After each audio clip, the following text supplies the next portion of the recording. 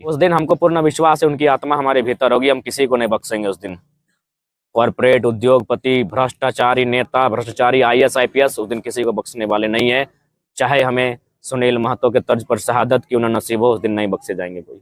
JB cases का भी उम्मीदवार का घोषणा लगभग हो चुका है, बस उसको सार्वजनिक करना बाकी है और हम लोग भी बहुत जल्द 1-2 दिन में सार्वजनिक घोषणा कर देंगे। देखिए, BJP बड़ी पार्टी है तो निश्चय ही उनके पास भारत देश की नहीं दुनिया की सबसे बड़ी पार्टी में उनका नाम शुमार है, दुनिया की सबसे धनाढ़ पार्टी है। तो कुछ सोच समझ के खाली छोड़िए, खैर उनका काम है लोगों को दिग्भ्रमित करना, जनता को भ्रम फैलाना, लेकिन हमारा काम है जनता के रोटी रोजगार की बात करना, मुद्दों की बात करना और राजनीति करना। हम लोग अपने मुद्दों पर कायम है। उनको पश्चाताप मैंने बहुत अपना क्या बोलते हैं पछताप होता है और उन्होंने अपने जीवन काल में, जैसा कि हजारीबाग के क्षेत्र में अभी लोग कहते हैं दबी दबी जबान से कि लगभग 50,000 करोड़ के आसपास उन्होंने संपत्ति अर्जित किया है।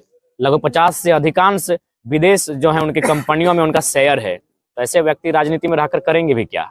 मैं तो चाहूंगा, चूंकि वे लोग धर्म के नाम पर राजनीति करते हैं और धर्म का मतलब दान होता है, तो दान कर देना चाहिए उन्हें। 1,000 करोड़ रख के बाकी अपनी सारी संपत्ति जनता के सुख दुख में निछावर कर देना चाहिए, तब उन्हें हम धार्मिक कहेंगे। आज ये लोग धर्म के नाम पर बात करेंगे तो देश के महान संत स्वामी विवेकानंद का एक लाइन कहना चाहूंगा, क्योंकि आज देश को लोग कहीं ना कहीं वे नेता, अरे देखिए, धर्म के नाम पर राजनीति अगर कोई साधु संत पीर फकीर करता जो शुद्ध होता तो किसी को आपत्ति नहीं थी, लेकिन ये लोग जो करोड़ों हजार रुपए की संपत्ति को दबा कर बैठे हैं, वे धर्म की जब राजनीति करेंगे तो हम उनको स्वामी विवेकानंद का एक कोटेशन कहना चाहेंगे, जो उन्होंने कहा था कि यदि आप भगवान जी को 56 प्रकार का भोग चढ़ा रहे हैं और उसी समय अगर पड़ोस का बच्चा भूख से रो रहा है तो आप पुण्य के नहीं अपितु पाप के भागी हैं। और वही हाल है आज गिरिडीह की बात कहें, बागमारा की बात कहें, झारखंड के तमाम खनिज इंडस्ट्रियल बेल्ट में जो MP सीट आते हैं, जो MLA के सीट आते हैं, आज उनके पास कई करोड़ की संपत्ति है और उसी क्षेत्र में लोग भीख से बिलक रहे हैं,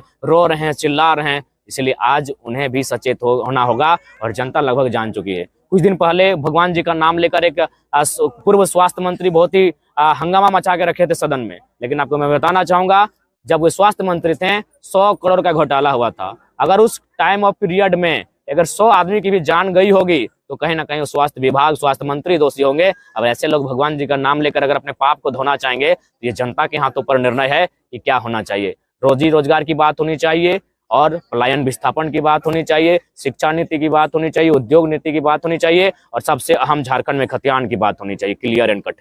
एक एक व्यक्ति के पास अगर 10,000 करोड़ की संपत्ति रहेगी, एक एक व्यक्ति के पास 20,000 करोड़ की संपत्ति रहेगी तो उससे बिल्कुल हम प्रोत्साहित कर सकते हैं, उस संपत्ति को बिल्कुल जनता के बीच ले जाके रख सकते हैं, बिल्कुल रुकेगा। देखिए, कोई ना कोई नेचुरल शक्ति है, इस बात से हम इनकार नहीं कर सकते हैं। देखिए, हमारा माथा पूरा तेल से भरा हुआ है क्योंकि माथा चक्कर मार रहा था, हमने तेल लगाया, 2 सभाओं को हमने तेल लगाकर किया, माथे से भी हमारा तेल टपक भी रहा है। तो मुझे भी, मेरा भी विश्वास है कोई ना कोई शक्ति है और देख सकते हैं ये बच्चे मन के सच्चे, ये जब हमारे साथ हैं तो फिर कौन सी सब बुरी ताकत हमें हिला पाएगी। उस दिन हमको पूर्ण विश्वास है उनकी आत्मा हमारे भीतर होगी, हम किसी को नहीं बख्शेंगे उस दिन। कॉर्पोरेट उद्योगपति, भ्रष्टाचारी नेता, भ्रष्टाचारी IAS IPS उस दिन किसी को बख्शने वाले नहीं है। चाहे हमें सुनील महतो के तर्ज पर शहादत क्यों न नसीब हो, उस दिन नहीं बख्शे जाएंगे कोई। एक विधायक जी हैं, बहुत जल्द उसको खुलासा करेंगे जब हमारे पास पूर्ण डॉक्यूमेंट्स रहेंगे। उनके पास एक बहुत ही महंगा सिप उन्होंने खरीदा है फिलहाल। जनता यहाँ भूख से मर रही है, जनता यहाँ बेरोजगारी से तंग आ चुकी है और आप अगर इतना ऐसो मौज का आराम का जीवन यापन करेंगे तो ये कतई लोकतंत्र भारत की तस्वीर नहीं हो सकती। हमारे मुद्दे विस्थापन, हमारे मुद्दे पलायन, हमारे मुद्दे खतियान, हमारे मुद्दे एक मानव के संपत्ति की सुरक्षा, उसके सम्मान की सुरक्षा, ये हमारे मुद्दे रहेंगे। हमारे मुद्दे सामाजिक न्याय पर आधारित होगा। अगर एक गांव में एक व्यक्ति के पास 1000 गाड़ी नहीं होगा, उस गांव में 1000 व्यक्ति के पास एक एक गाड़ी होगा, ये सामाजिक न्याय है। देखिए, अब मैनिफेस्टो तैयार हो रहा है और निश्चय जब तैयार होगा हम आप लोग के सामने प्रेस कॉन्फ्रेंस करेंगे। देखिए, प्रभाव बिल्कुल रहेगा। अगर आप में वाक्य शैली रहेगी, आप में निर्भीकता और निडरता रहेगी तो निश्चय ही प्रभाव रहेगा, सदन में भी रहेगा और कोयला के खदानों में भी हमारा प्रभाव रहेगा। और कौन जानता है, अभी चुनाव हुआ नहीं, आप कैसे तय कर सकते हैं कि इनकी सरकार बनेगी।